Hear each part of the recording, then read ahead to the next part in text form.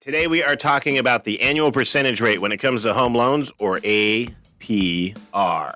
And if you don't want to watch this in-depth explanation into why it's flawed, just know this, that I'm going to share with you right now. If you ask me, and I've been doing this 20 years and looking at APRs for a long time, you know you're getting a good deal if your APR and your rate are pretty close together. If rate's low and the APR is high, something's wrong. For example, hypothetically speaking, a lot of lenders are advertising like 2.25% on a 30-year fix, but this APR is like 2.62%. That means on a $500,000 loan, you're probably paying like 15 grand to get there, or 3%. And that's just not worth it. But if you see an interest rate of like 2.5% and your APR is 2.6, that's probably a pretty sweet deal. So that's what I have to say about APR, and we can get into more details here. Hey, but first, don't forget to like, subscribe, all that good stuff to Fresh Home Loan and the Digital 411. We appreciate it. I appreciate it. Thank you very much. So what is APR? Well, an annual percentage rate reflects the mortgage interest rate that you're getting, right, that you see on page 1 of your loan estimate, but it also includes the points and any fees and other charges, including daily interest the month you close that loan, as far as a cost. So you're going to have your interest rate on one side, and then actually on page 3 of your loan estimate, if you received one, you will see the APR. And it's a broader measure of borrowing the cost because it actually takes into consideration, as we said, the loan amount plus the closing costs. And so your APR is, I want to say, always higher than your interest rate, but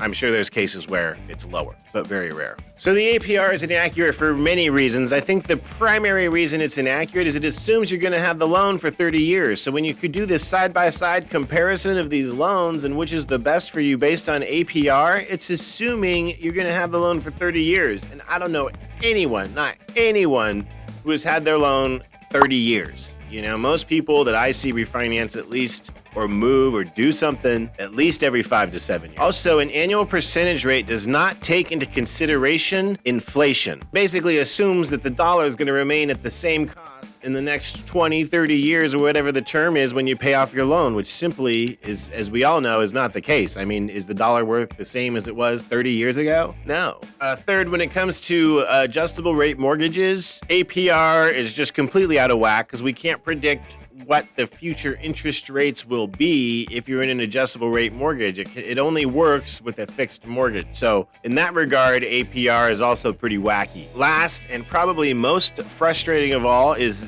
they use the daily interest, which is not a fee at all, and they call it a fee, but your interest is like quote unquote rent, right? When you're paying your mortgage, it's like your loan closes on the 15th, so you start paying interest on the 16th. That's in the APR. So let's just say if one lender discloses on November 30th, and then another lender discloses on December 1st, and it's the exact same loan, and technically speaking, they're closing 2 days apart, right? One's on the 30th and one's on the 1st. But the APR is going to be lower from the lender that disclosed on November 30th than the one that disclosed on December 1st, even though it's the exact same deal.